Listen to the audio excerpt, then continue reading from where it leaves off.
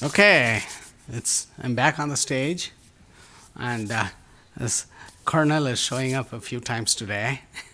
And also, when I introduce the next speaker, you will all realize why they picked me to introduce him.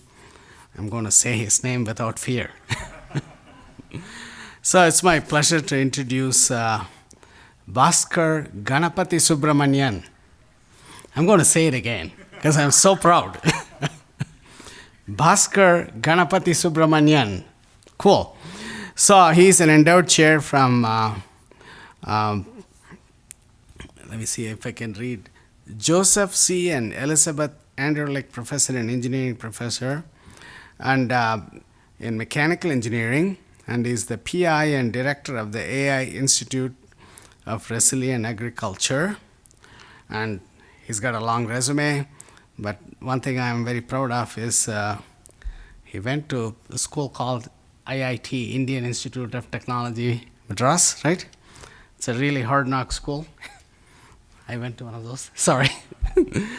So without further ado, Baskar, the stage is yours.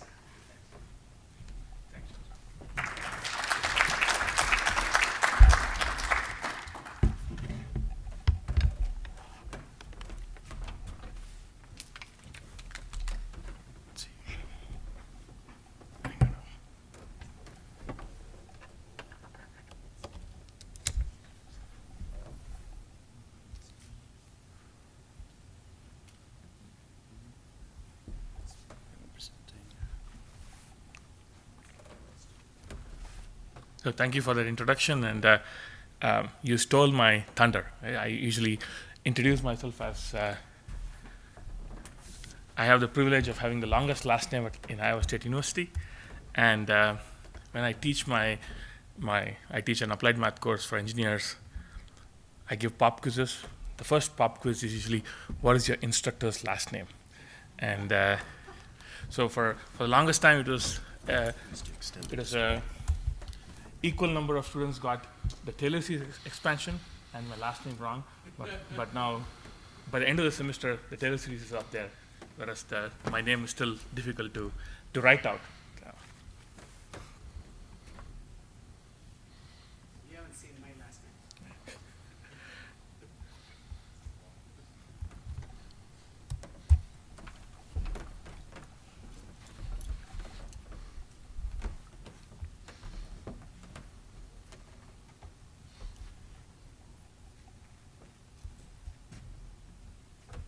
Perfect. Thank you. So I lead one of the 25 AI institutes that the federal government has funded, and this is 5 years of $20 million with a possibility of extension for 5 more years. And of these 25 institutes, there are 5 institutes that are funded by the US Department of Agriculture, where the focus is on agriculture, so AI for ag, and how do you develop foundational advances in AI through the lens of agriculture, right? And so we are in year 4 of 5 years, and I'm going to present some of the research vignettes that align with the DSRI and the theme of today's symposium, that both AI and HPC together play a critical part in advancing this AI plus X. My focus is on translating AI developments to societally relevant problems, in this case, agriculture. So IRA has been focused on what Tegan talked about, right? So you have a lot of data that's being collected, and then we have domain knowledge in these domain science applications. And how do you fuse them together to come up with either improved sample efficiency or more robust algorithms, or essentially are algorithms that hew to certain known domain constraints and so on, right?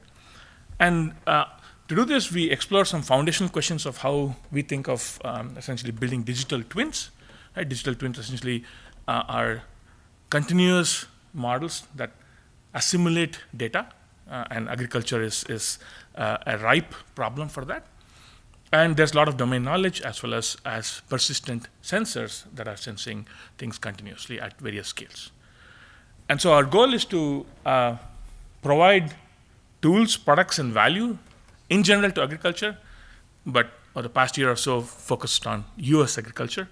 And so we are working on several moonshots, and I'm going to allude to these moonshots first, and maybe given how much time permits, I'm going to talk about one or two of these moonshots and how applied math, high-performance computing, and AI come to play in resolving some of these moonshots. So you see from left to right some of these moonshots.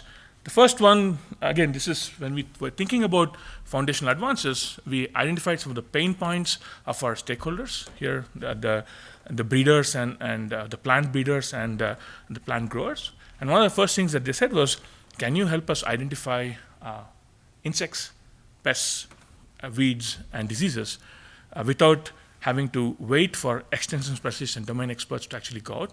Can we enable growers, farmers, as well as extension specialists with latest AI tools to rapidly evaluate and identify various pests that can impact agriculture resiliency? That's something I'm going to talk about today. And then the second one has been on, we're collecting huge amounts of data, right? So over the past 4 or 5 years, we have spent a lot of effort on collecting synchronized data in agriculture, right? We have collected satellite data. That at the same time that the satellite flybys over our field, we collect drone data, we have ground-based sensing, and then we have humans going out and labeling the data. So this is an incredibly rich data set. And so we are able to ask some very interesting questions of how do we build these multimodal models that fuse together various temporal, spatial, and spectral information. And then again, there's very interesting questions of topology, geometry, as well as thinking about what kind of architectures and what are the sample efficiency that you can get for training such models. And then on the far right is something that's that I'm passionate about, is in terms of building geometric digital twins, where some of my work in solving PDEs comes into play.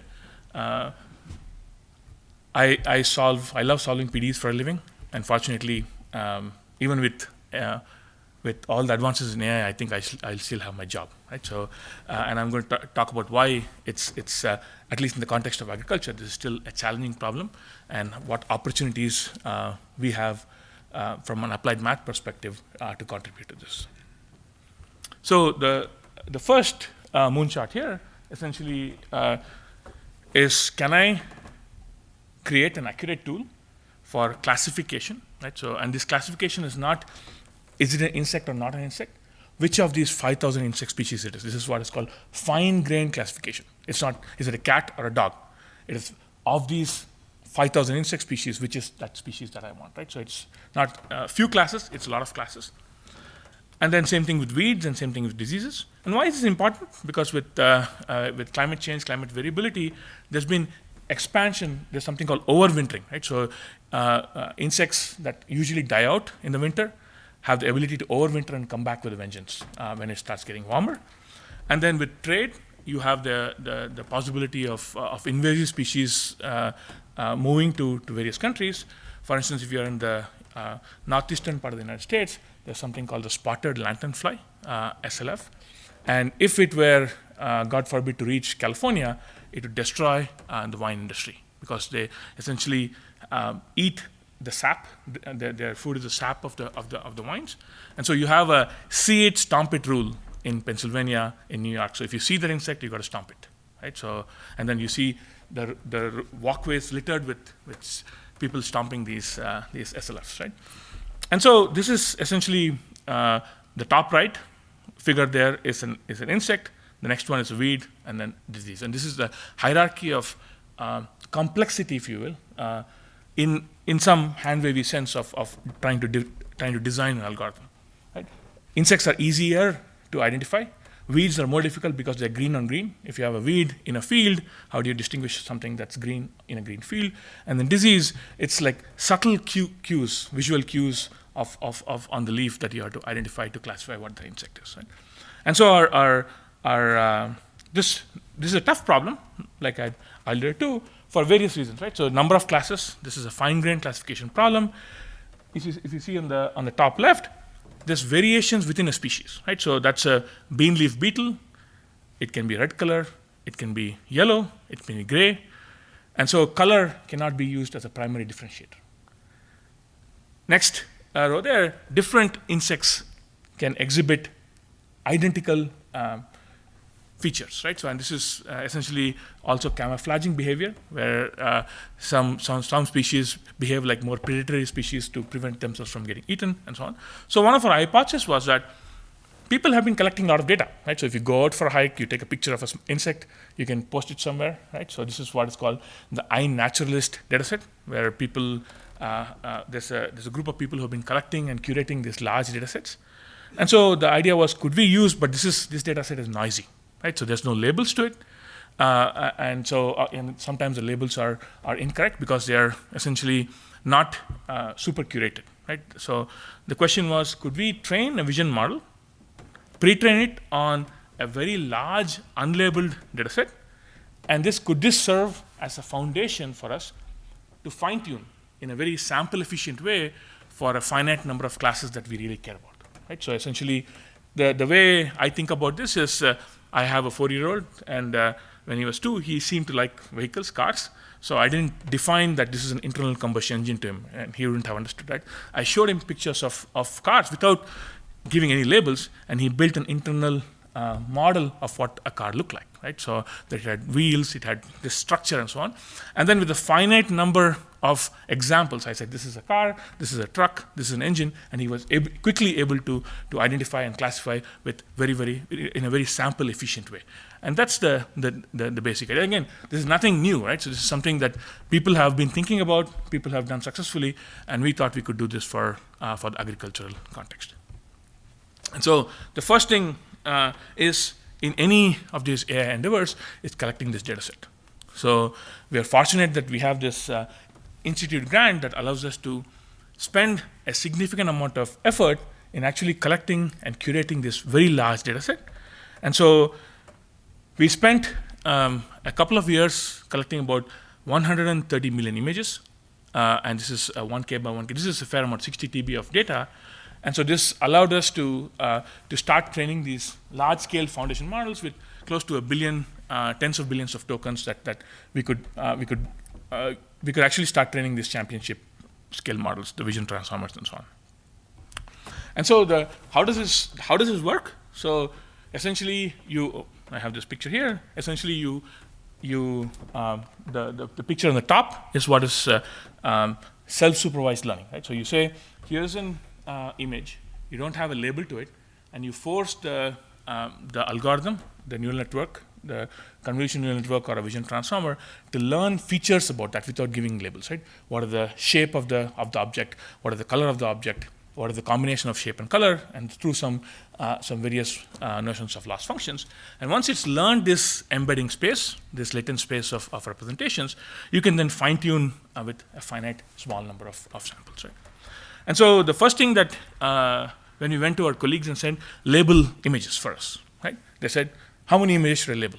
Right? Labeling is an expert. You need a PhD level entomologist to label this. And if you say, I want you to label 10 million images, they're going to say no, right? So what is the smallest amount of data that they can label and still get away with robust performance, right? And so to evaluate this, we first evaluated what is the value of unlabeled data. We said, go out and collect as much data as possible. Don't label it. Just take pictures and store it. And we want to figure out, is 2 million okay? Is there a value add to going from 2 million to 5 million? Is there a value add to going from 5 million to 20 million? And we saw a very, very clear value add. Right? More data, even without labels, with noisy labels, noisy data, is definitely useful to train foundation models. Right? So, and what you see is we did a whole campaign of empirical studies where we said we're going to start from a small amount of data, train a machine learning model, and grow it by 3 orders of magnitude. And then with growing this with 3 orders of magnitude, we evaluated what the performance, fine-tune it, and evaluated the performance on a large-scale set of images of 4,000 insect species, and we see that you get significant amount of performance increase. So there is value to unlabeled data, and what is the implication from an HPC data science perspective? You need to be able to store that large data set, right? And so food for thought. And then, so we are currently training a large VIT model, and do I have that here? Yes. This training requires not insignificant HPC resources, right? And that's where, again, from a university perspective, from a DOI perspective, or from a federal government perspective, most of the computing is right now focused on in industry. Industry does have the largest amount of computing, but to accomplish some of these things from a AI for science perspective, you do need a good amount of access to computing. And so we were fortunate to get some of the, through NAIR, the National AI Research Resource Initiative, access to the DGX cloud from NVIDIA. And we've been running one of our large models, 200 million parameters for about 4 weeks continuously, 24/7. And we are getting some exciting results. So the results, preliminary results are shown here. This is what we call InsectNet, so a model that identifies about 4,000 different insect species. And the performance is that it is consistently accurate across insect species, right? Insect size. Whether it's a large insect or a small insect, it's able to identify this correctly. And what you see on the bottom right is essentially a violin plot of performance, right? So what is the various sizes of the 4,000 insect species and how well it performs, and you get more than 90% mean per class accuracy, right? Now, it does very well. On the left is we are able to quickly identify all the invasive species identified by USDA and NIFA in the United States. We are able with more than 90%, 95% accuracy. So this could essentially serve as a great enabler at ports of entry, right? So you can right now. I was talking to a colleague in Miami, and he said that less than 1% of all the imports that come in to the port of Miami is actually inspected. And it's just less than 1%, right? And so now with these AI tools, you can essentially increase the security by scanning more of these for this invasive species, right? And then one of our key goals is to ensure use and utility for our stakeholders. And so we were able to democratize the use by providing an easy-to-use web app. And so I'm going to share this, the link to the web app. Feel free to try out when you see an insect around here. So we were very excited about this, right? We said, oh, we've done something cool. And we showed it to our, we have a biannual farm progress show where about more than 100,000 people come to Central Ohio from across the globe, where there are a lot of companies and research institutions that show off their tools. So we had a booth under Iowa State University, and we were showing off this tool. And the first thing that one of the farmers did was they came in, they took out their apple pods, took a picture of it, and said what insect it is. And it specified, because it was classifying the 4,000 insect species, it did classify it as an insect. And that is very damaging, because once you lose the trust of your stakeholders, they're never going to use this tool again. Right? So then we had to go back to the drawing board and come back again, applied math questions of, and that's also something that Tegan said, post hoc, how can you guardrail these models, right? So we did two things, right? And we're currently working on a third concept here. First one is, can I identify what is called out of distribution detection? Right? I'm training this on a large corpus of field data, and this essentially represents a data distribution, right? So if a new image comes in and it does not lie in this data distribution, I gracefully say, oh, you got to be careful about how you use it, because maybe it's not correct, right? And the second thing that we did was what is called a conformal prediction.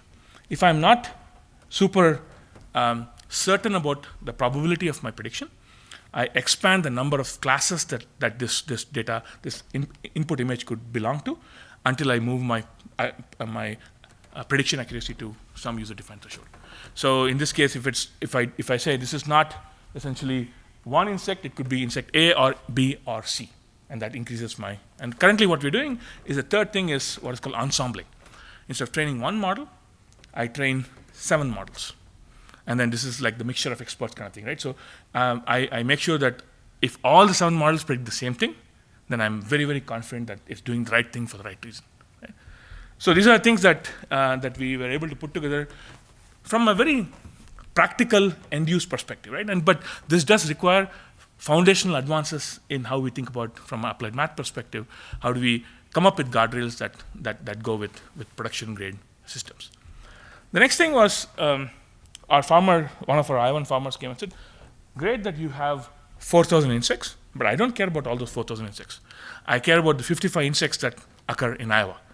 Can you help downscale this model so that it only works for this 55 insect species? And that was what we call this global to local fine-tuning. You have this foundation model.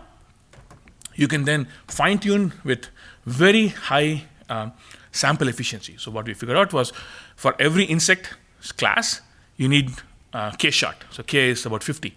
50 well annotated or well labeled insects images, and then it's able to work. And we were able to beat, as you see in the third column there, for a variety of state-of-the-art model predictions, we were able to beat very, very handily, right? So we were able to get significant improvement in performance. And then the other thing, again, this is some of our, when we were presenting at the Farm Progress Show last year, one farmer said, okay, that's very good. You're able to identify what the insect is. So what? What should I do with it, right? Is it good for my crop? Is it bad for my crop? If it's bad for my crop, what should I do with it, right? And so that's when we thought this is an ideal opportunity to integrate large language models into the framework for decision support. And 2-3 days ago, I think at that point this is dated, right? Even though it's only a year ago, the pace of development is so rapid. A year ago, the context length was 10,000, right? Right now it's 1 million. So 1 million context length essentially means that you can collect a data set of 3,000 pages, dump it into ChatGPT, and it'll memorize that and only give you answers based on that context, right? And so what we have is, that's what we see in the second point there, we linked these large language models with what is called RAG, Retrieval Augmented Generation. Because if I just ask a question, random question to ChatGPT, it might hallucinate, right? So to ground the response, I say, give me a response using only these 200 pages of text that I've collected from my extension specialist who know what's going to happen, right?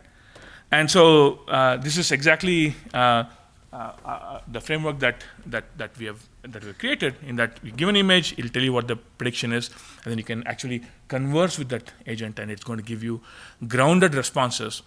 And then at the end of the day, it's going to say, please contact this extension specialist at Iowa State University who can give you more information about these things, right? So in some sense, it's a great enabler in terms of minimizing the rote work, essentially, that an extension specialist can have, and allows them to focus on higher level tasks.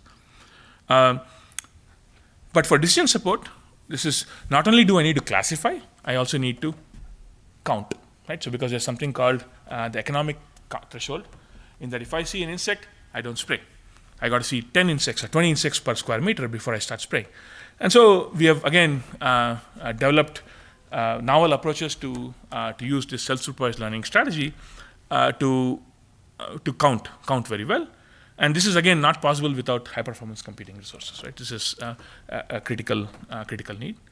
And then finally, in the what you see here is we are able to take these large models, quantize them. Quantize them essentially means that you can reduce the accuracy by slight amount, but condense the model significantly and deploy them on edge devices. So here you see them deployed on robotic platforms that go in the field, see and sense and potentially spray in a very limited amount pesticides and insecticides. On the right, you see the same problem done for weeds. We have a drone that flies out, identifies the hot spots of weeds, another drone that goes out and sprays very locally only in that location instead of widespread spraying. So coming back full circle in this moonshot, right? So key things that is important here is the data set, right? So we spent a lot of time creating this data set, and now we have made this public so that other smarter people can go on and solve the problems that we have attempted to solve, and essentially provide value to agriculture, right? So we created something called Biotrove, which is about 136 million images and counting, and this is multimodal in that we have an image as well as what is called the taxonomic tree. It's an insect, it belongs to this class, it belongs to this species, and so on. You have the taxonomic tree along with text captions of what the insect is doing there, essentially. And so this is a huge data set, this multimodal data set that allows us to think about a variety of very interesting things from a biodiversity perspective and from an ag perspective. And so somebody was asking about education, and so our focus has been on education at the K through 12 level, and we are essentially introducing different age groups to pests, insects, to the context of AI. We have a couple of games that we're currently trying to deploy. And so the first, in this case, I took about 20 minutes. I have about another 10 or 12 minutes for my next moonshot. But the first moonshot here, the key thing, again, is there's a lot of opportunity in the middle here, right, for applied math, scientific computing to contribute here. And we have spent some time creating data sets, but there are a lot of very interesting approaches, right? So what is the architecture of a foundation model? How do you design loss functions? What are empirical questions that you can ask in terms of, can you provide reasoning to these ag models? Is it giving the right answer for the right reasons? These are all very interesting questions that require a fair amount of interdisciplinary science, statistics, engineering, and applied math here. Now moving to the other moonshot that I talked about. The other moonshot is essentially from protecting plants. We want to talk about, can we design plants, right? So usually the way plants are, the work of a plant breeder essentially is a 7 to 8 year sequence before they can release a variety, right? They look at a large diversity panel or diverse varieties of plants. They identify the traits that they really like in two different lines, and then they crossbreed those, and then they repeat this process. Over 7 years, they come up with a variety that can be productized, right? And so it is inherently very subjective. Plant breeders are extremely smart people because we have been surviving. Right? Food security is critical, right? And we have not had any issues with food security for millennia, right? So plant breeders definitely are doing something correctly, right? But the whole point here is that now this gives us, from an AI perspective, from an engineering perspective, from an applied math perspective, a very nice opportunity to contribute, in that the plant health and yield essentially depend on the 3D architecture of the plants, right? How much light is being intercepted by the plant, right? So that is directly relevant to how much photosynthesis can happen. That's directly relevant to how much yield is happening. How should the architecture be so that if I have a derecho or a wind event, essentially high shear event, my plant does not topple over, right? So what should be the architectural properties of the plant so it can be resilient to extreme events like this, right? And so this essentially comes up with a bunch of very interesting questions, right? So how can I model wind interactions? Can I model light interceptions? Can I model resource allocation dynamics? And in general, the question is, can I design an ideal plant in silico on a computer, right?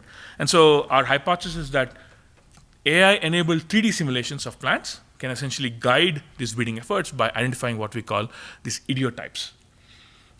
This is this goals of breeders that then breeders can try to reach.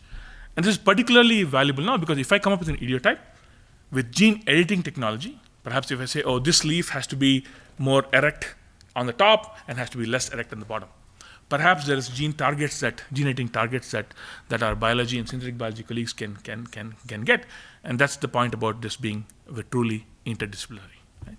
And so this is again not something very new, right? So I'm an engineer. I try to make things better. My focus is not on inventing new things or discovering new things, right? So this has been, people have been studying this for decades, right? But this has historically been limited to doing things in 2D. And so right now, with the ubiquitous amount of sensor data that we are collecting, the questions that we ask is, can we model, analyze, and design plants in 3D?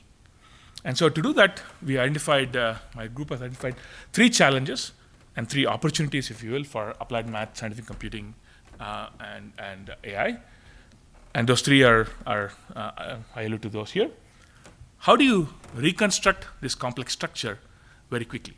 Right? Plants are slender structures with thin leaves, right? And they can interact with each other. So how do you reconstruct that from images very quickly? Once you reconstruct it, how do you get it in a PD analysis suitable form? Right? Is it a point cloud? Is it a mesh? and meshes are going to be very, very painfully difficult to do. And then once you get this in analysis form, you got to solve the PDE not once if you want to design, maybe tens of thousands of times. So how do you come up with fast PDE solvers that can do this very, very, very quickly?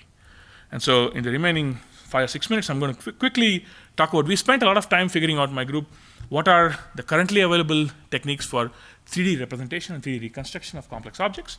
So what you see here is a LiDAR-based scanner. So it shoots out light and looks at time of flight and reconstructs these 3D objects.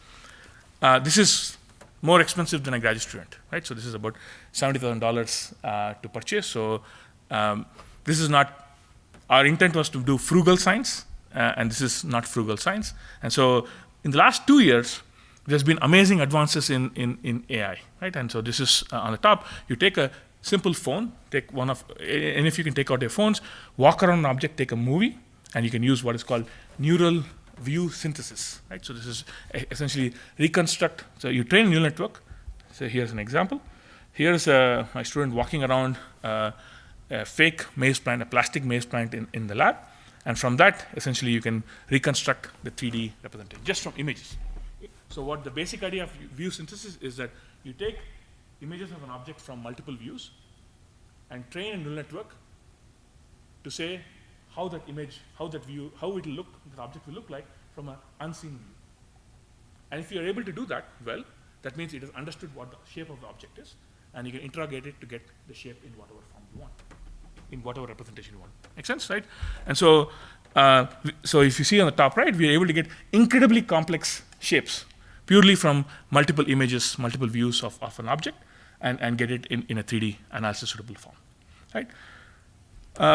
And then once you have this in a analysis suitable form, once you have it you're able to reconstruct it, you want to get it into an analysis suitable form. And the way we think about this is, one of the ways is what is called procedural representation. Right? So we want the representation to be compact and complete and efficient. Right? So because the other thing is, again, one of the questions that one of the audience members asked is, if we have a black box for this representation, the plant breeders are not necessarily going to buy it. So we want to have something that's interpretable. So what we have here essentially is the movie on the far left is we have represented this complex geometry into a small set of, these are NURBS, are essentially spline representations of these objects. And so this is very small number of parameters. We have a 500,000 point cloud data of a plant, but we only have about 150 dimensions to represent this plant in terms of the angle of the leaf, the shape of the leaf, the size of the leaf, and so on. Right? And so we were able to fit a diversity panel of plants to this. So you see a variety of different genotypes or varieties of maize plants, and we are able to very rapidly fit this procedural model to this. Right? So each plant or each genotype or each variety is now represented by a 150-dimensional variable. And then finally, in the last 3 or 4 minutes that I have, how do you convert this representation to analysis? Right? So this is something that my group has been working for the last 20 years on solving PDEs in complex geometries. Right? So challenges are obvious. Right? So if you have a complex geometry, if you want to solve a partial differential equation in that complex geometry, you need to actually discretize the domain. And discretizing of domain for arbitrarily complex geometries is non-trivial, right? So meshing is inherently the manual bottleneck. So how do we essentially automate this meshing process for complex geometries is something that we have spent a fair amount of time in the interest. Happy to talk about this, but what we have shown is we can use this subdivision technique, right? So you start with a coarse mesh, you can subdivide the mesh, and then what you see on the top left is repeated subdivision to track the surface of the object. And then you can see that on the top right, we can represent fairly complex geometries. And on the bottom left movie, we show that we can actually manage to model the effects of various physics, multiple physics on the effect of complex geometries. Here you have a moving object in a flow field, and we are able to do this very, very, very, very, very quickly. And so we were able to do this for fairly complicated objects. In this case, you see on the bottom right, we have 2 trucks with complex architectures platooning. Right? So we want to say, one, how close can one go behind the other truck to reduce the drag on the second truck. If you have ever been going biking in tandem, the person behind in the bike can actually have less drag. And so for autonomous vehicles and all, it makes sense to figure out how close can you get to the other truck and what is the return on investment on this. And so we are able to do some high resolution simulations using some of the tools that we have. But these modeling, these simulations are non-trivially expensive, right? So they take a week to run on a fairly solid HPC resource. And so to train these machine learning models, right, so surrogate models that Tegan also talked about, right? So we created a fair amount of, we spent a fair amount of time creating this large-scale flow data sets. And again, this is a significant value prop from the university perspective in terms of investing in HPC and data storage to create these large data sets and store these large data sets. We created these flow models for thousands of geometries and then for range of physics, and we have opened it up to the community to essentially try to see if we can model physics-aware machine learning models that can look at complex geometries and model the flow physics behind them. So in the interest of time, I'm going to skip this last set of slides that show how do you put this all together in terms of designing the next generation of plants. If people are interested, I'll come back to that.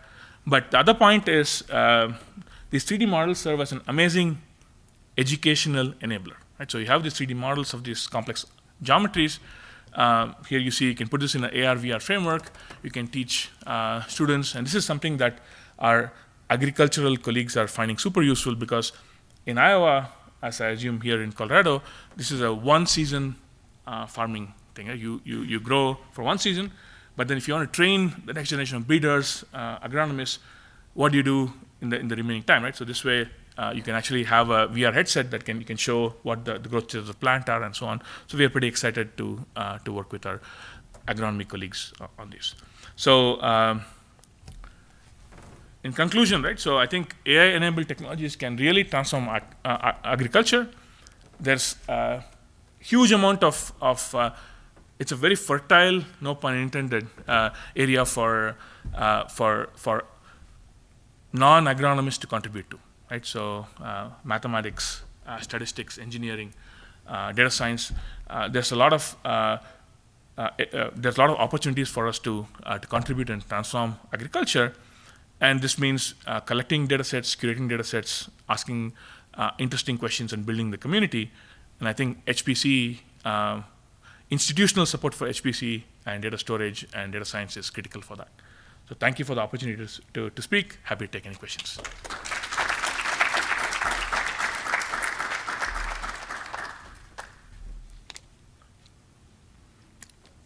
I have a question, but I'm going to wait for the audience to ask first.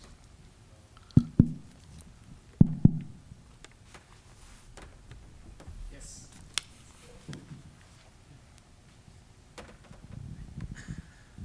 Hi, Baskar. Thank you for coming. I have sort of a question that you can imagine someone from an agricultural background asking, and that is, my guess is that you were not dropped on this planet thinking that agriculture was fascinating.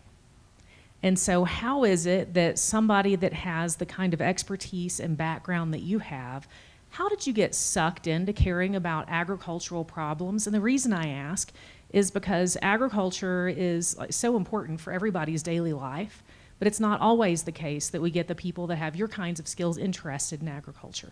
I think that's a great question. I think there's several.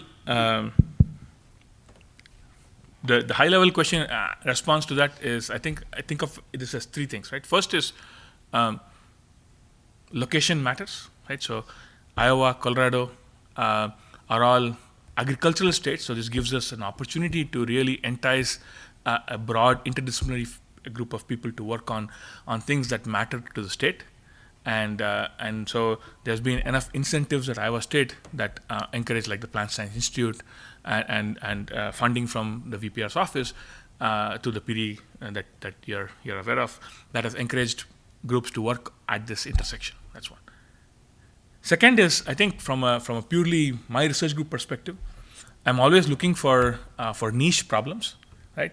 And when I go to the Society for Industrial Applied Math, or when I go to my computational mechanics conferences, when I make the case that, oh, here's a cool problem, right? So, and that other people have not thought about, agriculture is that cool problem, right? So again, and there's endless, it's not like I solve one problem and I'm done.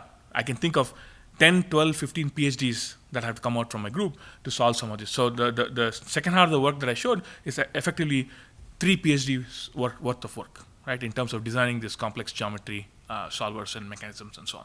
And I can easily see three more PhDs before we actually come out to a commercially productified state.